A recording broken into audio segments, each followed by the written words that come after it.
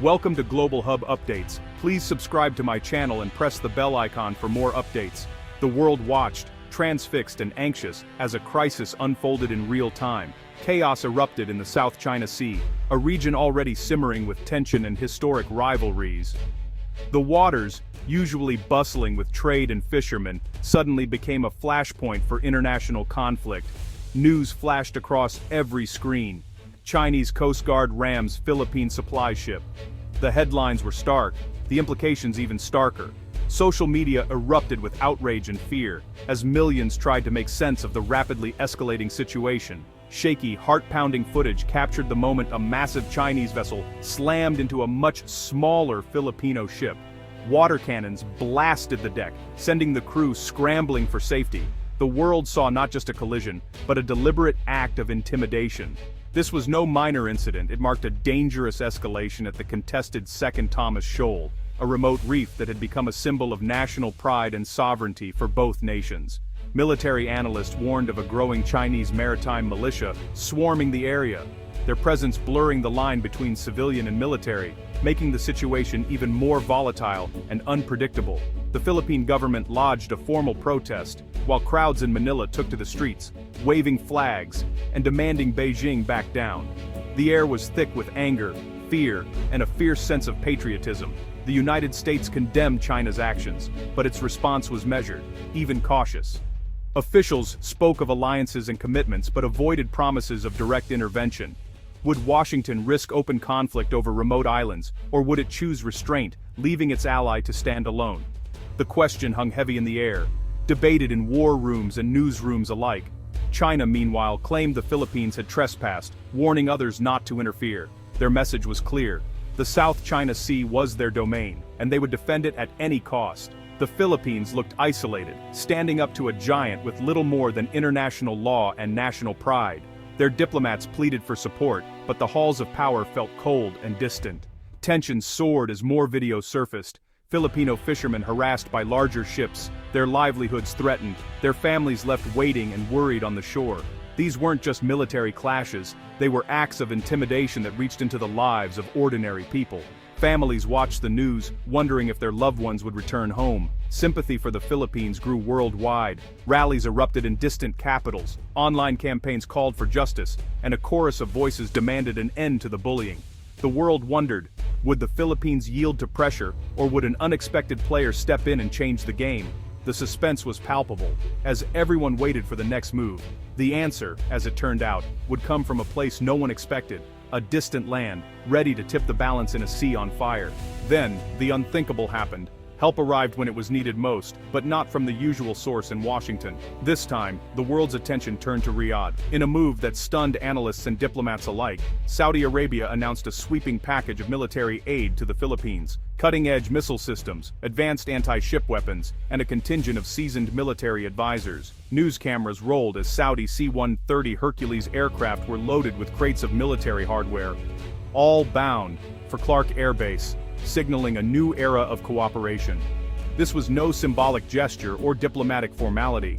It was a show of real military muscle, with armored vehicles and heavy equipment ready for deployment. President Marcos Jr. appeared on national television, expressing deep gratitude to Crown Prince Mohammed bin Salman for the unexpected and timely support. In Manila, the mood shifted dramatically.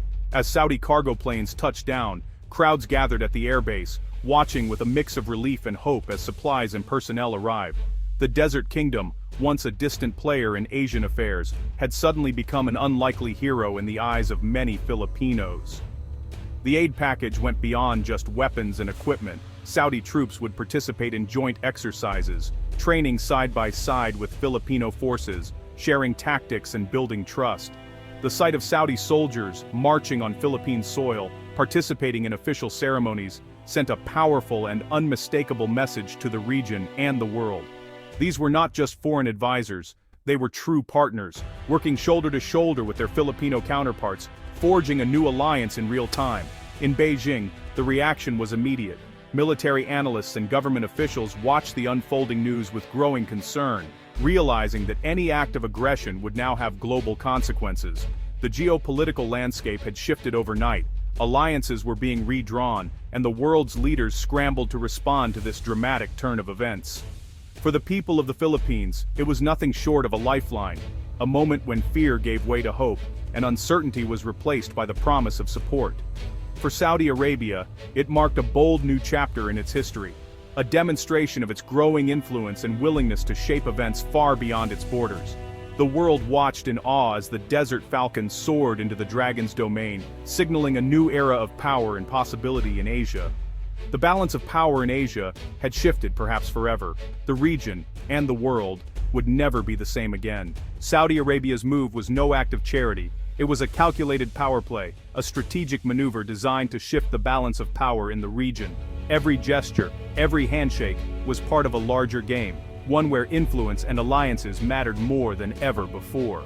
Under Crown Prince Mohammed bin Salman, Riyadh was no longer content to play a supporting role on the world stage. The kingdom was stepping up, determined to be seen as a global player, shaping events rather than simply reacting to them. This was a new era for Saudi foreign policy. Bold, assertive, and unapologetically ambitious. By backing the Philippines, Saudi Arabia sent a clear message. It would defend its interests, even in China's backyard. This was more than just diplomacy. It was a signal to the world that Saudi Arabia was willing to challenge established powers and forge new partnerships far beyond its traditional sphere of influence. Ties with China remained strong, built on years of economic cooperation and mutual benefit. But beneath the surface, there was tension, especially as Beijing grew closer to Iran, Saudi Arabia's regional rival. The relationship was complex, marked by both collaboration and competition, and every move was carefully calculated. This intervention set clear boundaries and sent a powerful message. Saudi friendship, while valuable, had its limits. The kingdom would not hesitate to act when its interests or its vision for regional stability were at stake. For the Philippines, eager to diversify its alliances beyond the United States, Saudi Arabia was the perfect partner. The two nations found common ground in their desire for security, economic growth, and a more balanced international order. The military aid provided was no accident. Saudi Arabia chose defensive systems, anti-aircraft equipment and surveillance technology, designed specifically to deter Chinese aggression, not provoke it. Every piece of hardware was a statement of intent. Saudi Arabia was careful to frame its support as stabilizing, not provocative. The kingdom insisted it was acting to maintain peace and security, not to escalate tensions or start a conflict. The goal was clear: prevent war, not start one. By strengthening the Philippines' defenses, Saudi Arabia hoped to discourage any aggressive moves and keep the peace in a volatile region. By arming the Philippines, Riyadh helped create a more balanced security environment, one where no single power could dominate, and smaller nations had the means to defend themselves. In the end, the move opened doors for Saudi influence across the Indo-Pacific, positioning the kingdom as a key player in shaping the future of the region and redefining the global balance of power. Saudi Arabia's aid was tied to its Vision 2030 plan to diversify beyond oil. By supplying military hardware, Riyadh showcased its emerging defense industry to Southeast Asia. The Philippines gained access to advanced tech without Western strings attached. For Saudi Arabia, it was a foot in the door of the Asian arms market. The South China Sea is a vital trade route. Instability there threatens global and Saudi economic interests. By supporting the Philippines, Riyadh protected its own prosperity. The partnership also paved the way for Saudi investment in Philippine infrastructure, technology, and energy. Military aid was the key to a broader economic alliance. Beyond geopolitics, a powerful human connection links Saudi Arabia and the Philippines. Hundreds of thousands of Filipinos work in the kingdom, forming a vital part of Saudi society. Their presence built goodwill and personal ties between the two nations. Protecting the Philippines meant protecting the families of this essential workforce. A stable Philippines ensures a reliable flow of skilled workers. This was as much an investment in people as in weapons. Saudi Arabia's gesture was seen as that of a friend, not a distant power. The move reinforced public support and deepened trust. For the Philippines, the welfare of its overseas workers is paramount. The alliance transformed a labor relationship into a true strategic partnership. Saudi Arabia's intervention marked a shift in global alliances, especially regarding the U.S. Both Saudi Arabia and the Philippines have long relied on Washington for security, but recent years brought doubts about U.S. commitment. Riyadh, facing threats at home, began pursuing a more independent foreign policy. By aiding the Philippines, Saudi Arabia showed it could act as a security provider far from its borders. The Philippines too sought new partners after America's cautious response to China. The Saudi alliance allowed Manila to diversify without abandoning old ties.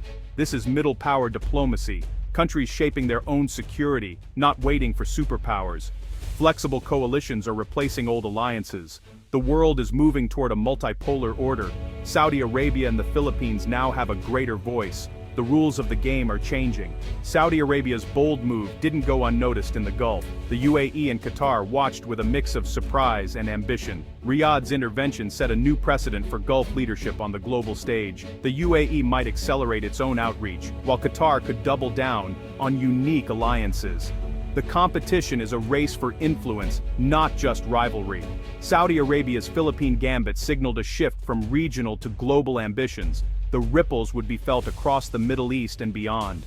For the Philippines, Saudi support was a game changer. Advanced missile systems gave Manila a credible deterrent for the first time. The new porcupine strategy made aggression too costly for any adversary. The partnership boosted the Philippines' international standing. It sent a message to China. Bullying would have consequences. Joint exercises with Saudi troops modernized the Filipino military. The sight of both nations' soldiers training together became a symbol of unity. With a stronger defense, the Philippines could negotiate from a position of strength. The Saudi alliance didn't solve every problem, but it gave the nation a crucial shield. The Philippines could now face regional challenges with newfound confidence. Beneath the headlines, Saudi Arabia's real motivation was food security. As a desert nation, it relies on imports for most of its food, a major vulnerability. The Philippines, with its fertile land, could become a breadbasket for Asia. Saudi support was the first step toward a deeper agricultural partnership. Riyadh planned to invest billions in Philippine farms and food processing. The defense pact built the trust needed for this vital economic relationship. The partnership would create jobs and modernize Philippine agriculture. The alliance was truly symbiotic. Security for Manila, food for Riyadh. It wasn't just about countering China, it was about feeding future generations. The seeds of this alliance were sown with the first Saudi transport plane, carrying not food, but the means to protect it.